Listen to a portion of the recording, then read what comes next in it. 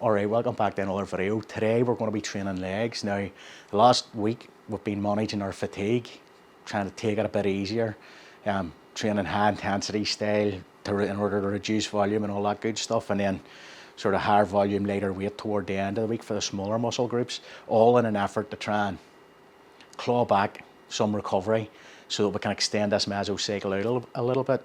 I think I said this in one of the previous videos, as the week has went on, I've felt a little bit better. I've sort of felt like peaks and troughs, but the peaks have always been a bit higher and the troughs have always been a bit shallower. So we're going to do legs today, and we're going to not push, we're not looking to break records, but I'm going to add back in the squats, and I'm going to add back in the heavy set of leg extensions and leg curls at the end of the set, and we'll just see how it feels. The last thing we want to do is let gains go as such. So we had a lighter or a more intense, lower volume workout last time. This time we're going to up the intensity, up the volume, but we're not going to push just the failure, just as close to failure. And we'll see how, in the coming days, we'll see how that does that fatigue come back with a vengeance, or have we mitigated it enough that we can get back into a more sort of normal maintenance. It'll be maintenance weeks, I suppose, between now and whenever we do our deload week over Easter in a couple of weeks' time. Let's get to it.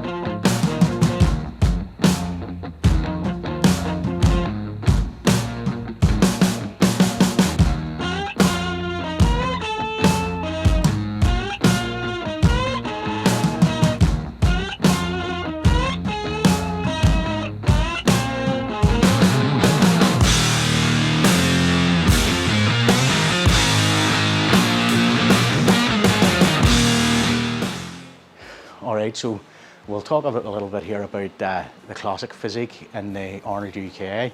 We'll start with Urs. Urs had definitely improved his physique from the Ohio. Unfortunately, it just wasn't enough for to bump him up in that second place. Breon, who came in second, Breon looked phenomenal. I said this a couple of days ago whenever I saw some of his updates, that he really just he had the width, he had the size. Yes, he's not as tall as Urs, but he really brought his best. Now, how much of this is Urs, suffering from the illness that he had leading up to the Arnold Ohio? I don't know. That's a big question mark right there. And then, of course, you have to talk about Wesley Vissers. That's 2 Arnolds in a row now, the Ohio and the UK, and he absolutely nailed it. Didn't have quite as good conditioning at the UK show as what he had in the Ohio, but again, he's got the size and he's got those lovely sort of classic 1970s era sort of lines to his physique that are really a defining feature of that division. So they are, and I said this before, of everyone in the classic division, he's the one in my mind that most closely resembles that physique from the 1970s. Sebum is very, very close to it, but Sebum's big with it, so he is, and that size can sometimes take away from that look. In my opinion, if Wesley Vissers brings up his legs a little bit, he will be a real challenge to anybody, including Sebum. Whether he can beat Bumstead or not, I don't know. Chris is a phenom, like he really is a phenom, and a real good charismatic face for the sport. Although Wesley is too.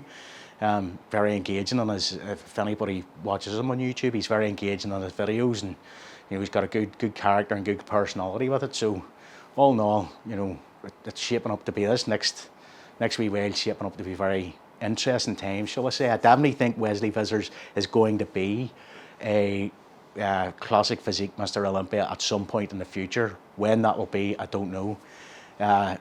If Sebum was to decide to retire this year, next year, or whatever, I think the mantle will pass, and it would naturally pass on nearly to Wesley Vissers. And I feel sort of bad saying that because Ramon he's got an incredible physique as well, and he's always played second fiddle to Chris. I find it difficult in my own mind to reconcile if you had Wesley Vissers with slightly bigger legs and in condition standing next to Ramon. I just can't see any way that Ramon overcomes Wesley's size. Anyway, let's hit this next exercise up.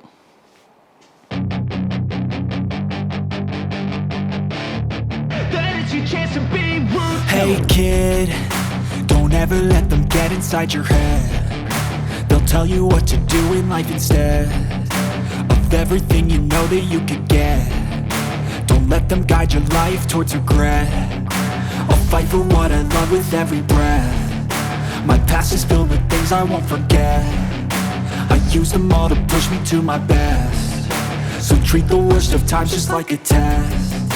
If only I could go back in time, I'd tell myself that everything will end up alright. Just push yourself, test yourself, figure out what you like, and find your limits, don't be rigid, always work towards a prime. Surround yourself with open minds, people can change your life. A few friends with intent can help you feel alive. Find a passion, take some action, and with a little time, just be patient, make a statement, try to enjoy your life.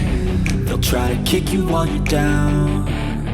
They wanna rise up while you drown. They wanna fill your head with doubt. They're silently scared that you'll figure it out.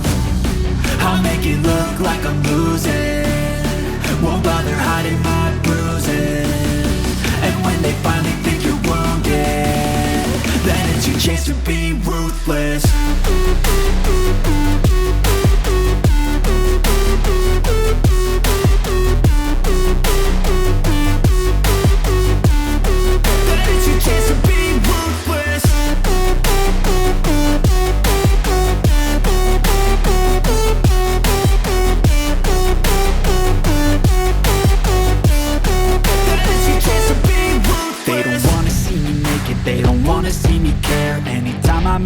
nervous, I can see that they compare. I think everyone's against me, maybe something in the air. Am I paranoid? I swear a void is forming and they're scared. I walk a straight path, not many can say that. I like to play fast, cross me and there's payback. You better pray that I don't see your face at any place that I go. I know you hate that. I've been doing fine, I'm not wasting any more time.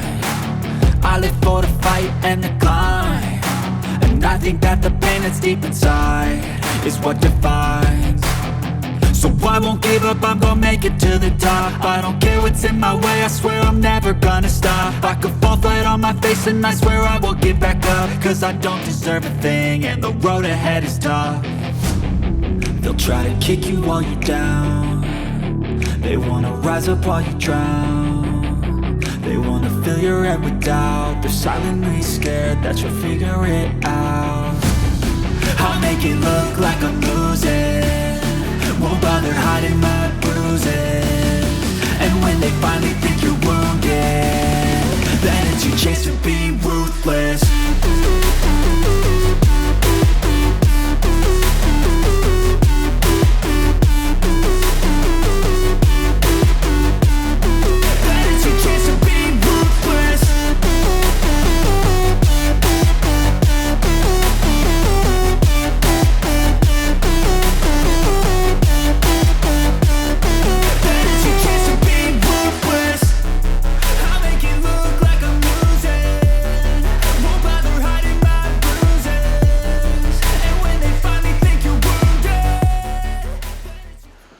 What about the Open division in the Arnold UK? Now, by the time you guys are watching this, we'll know who has won.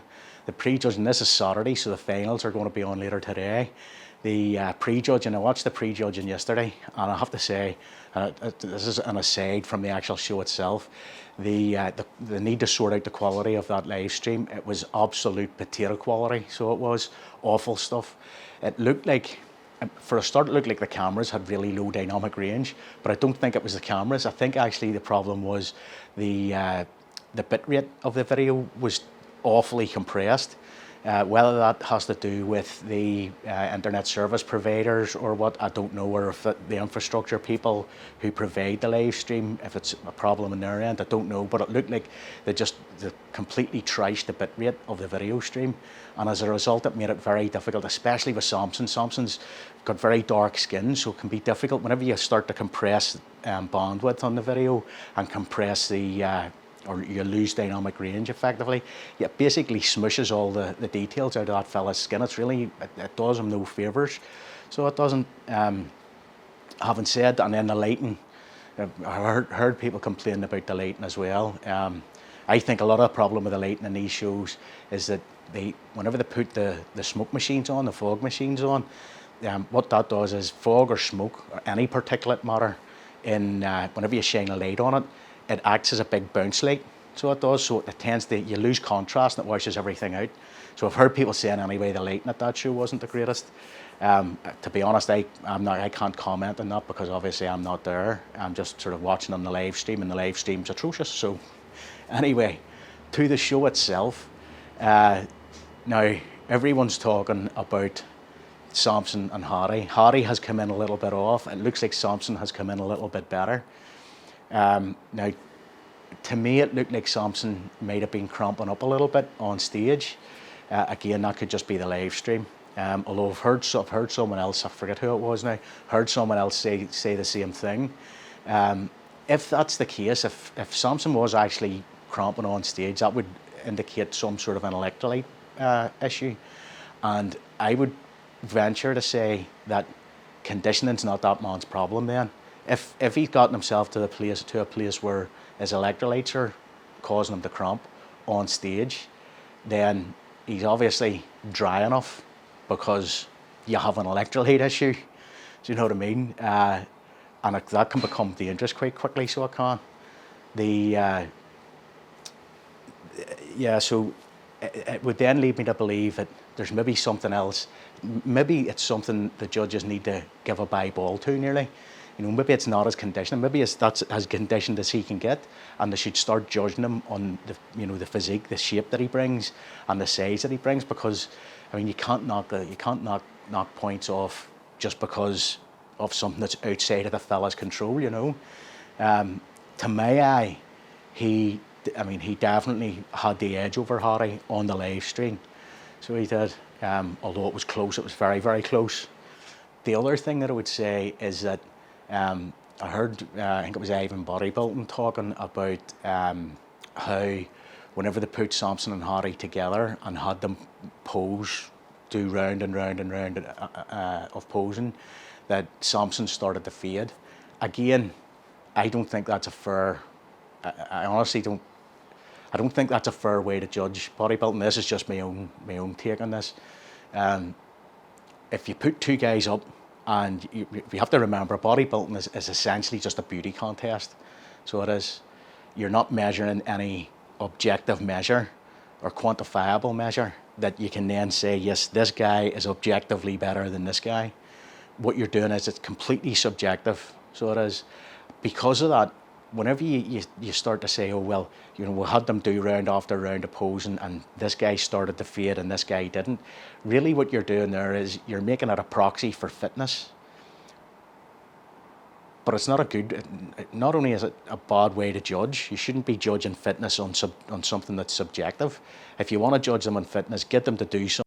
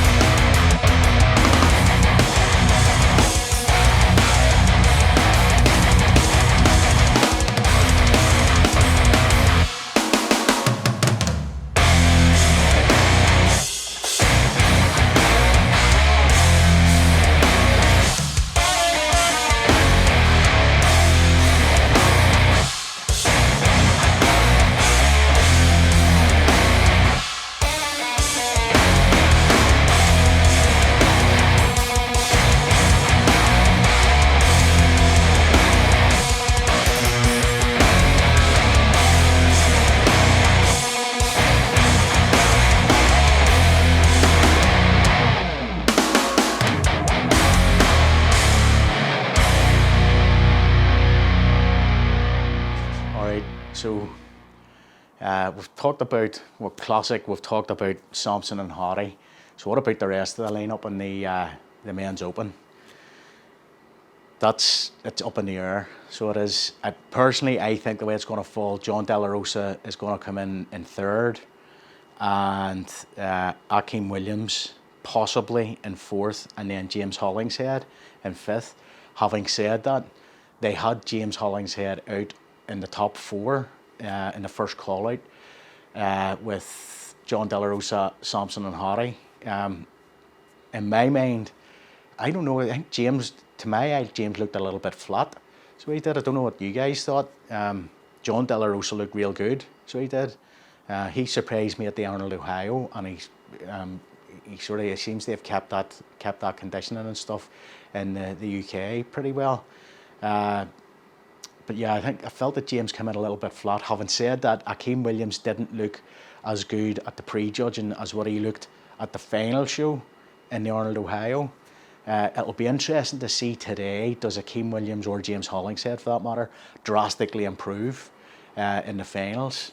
By the time this video goes live, of course, we'll all know the answer to that. But that's something that I look forward to seeing later on. So it is.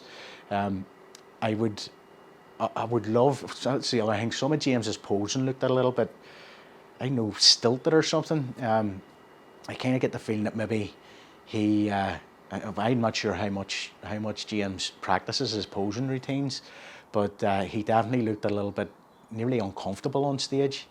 So he did. But I mean, who knows? Hopefully in the days and weeks after the whole, after the show, we'll hear a bit more from James himself about what he thought, how he felt that it went. To me, it was one of his best looks that I've seen. Between the Arnold, this whole time for James, the last sort of 3 months, 2 or 3 months, on the lead up to the Arnold Ohio and then the Arnold UK, it's definitely one of his most pleasing physiques for me. He surprised me just how narrow he can get his waist. So he did. What I will say is some of his front shots looked, especially around his lats, made his lats look narrow, and the guy's huge. So he is. I mean, he's a verifiable fucking monster. So I'm not sure. It may just have been the angle at the camera was the angle at the camera was at relative to him. Put him off axis, as it were, and made him look narrower than he was. But I can only go by what I see on the screen. So I can't. Anyway, let's finish up here.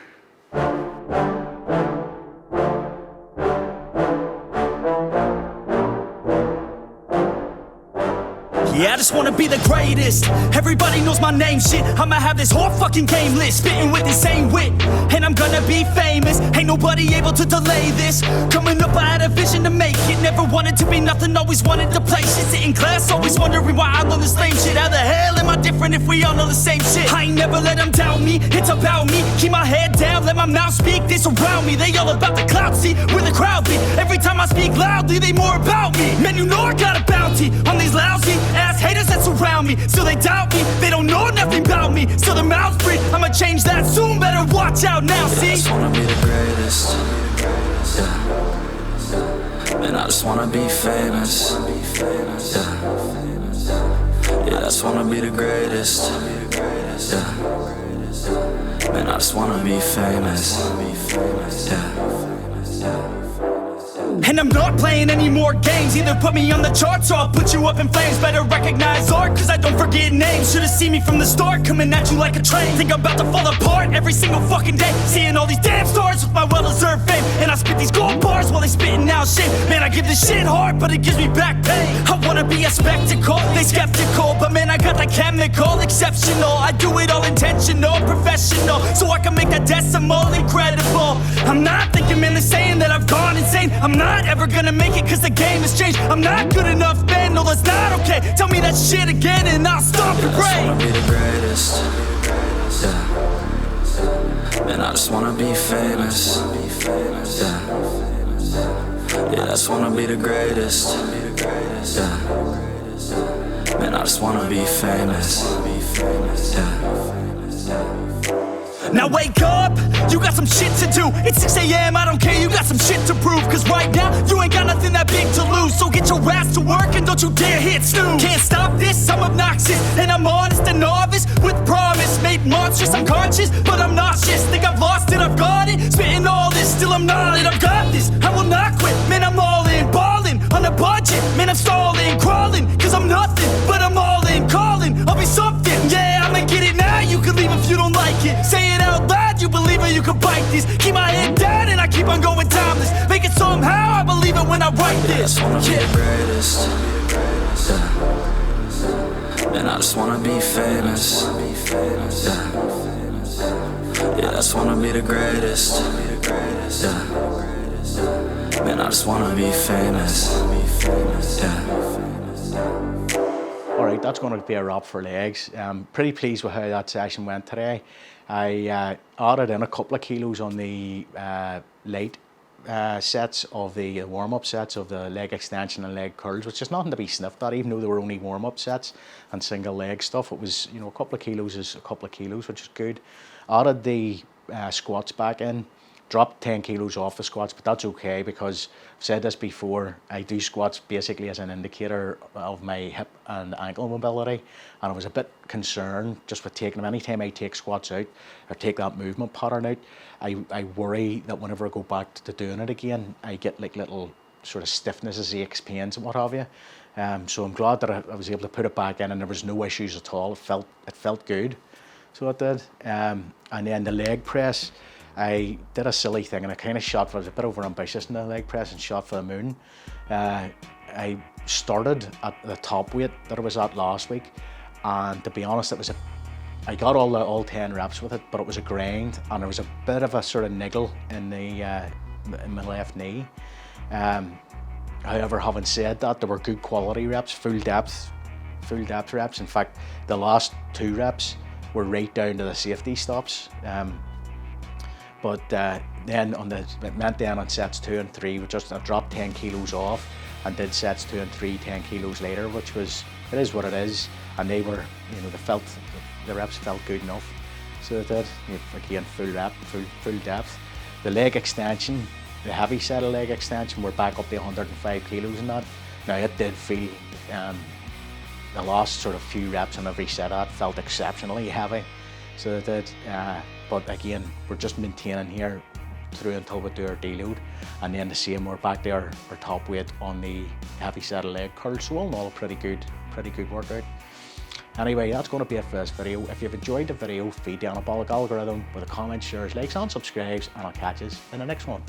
Take it easy.